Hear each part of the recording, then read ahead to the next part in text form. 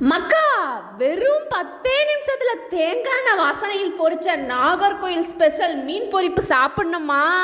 வாங்க மக்கா, எப்படி பண்ணலான்னு பார்க்கலாம்.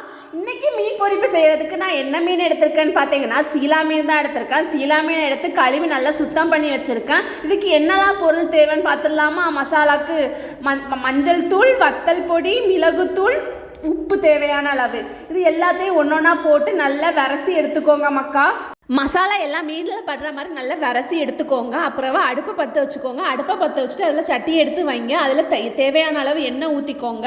நான் இன்றைக்கி தேங்காய் எண்ணெய் தான் எடுத்திருக்கேன்.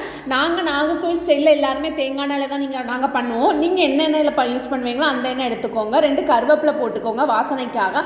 அப்புறம் மீனை ஒன்றொன்னா எடுத்து போட்டுக்கோங்க. போட்டுட்டு மீன் உடையாமல் லைட்டாக திருப்பி விடுங்க. திருப்பி விட்டுட்டு அவ்வளோதான் மக்கா, சுட சுட 10 நிமிஷத்தில் நாகர்கோவில் மீன் பொரிப்பு ரெடி.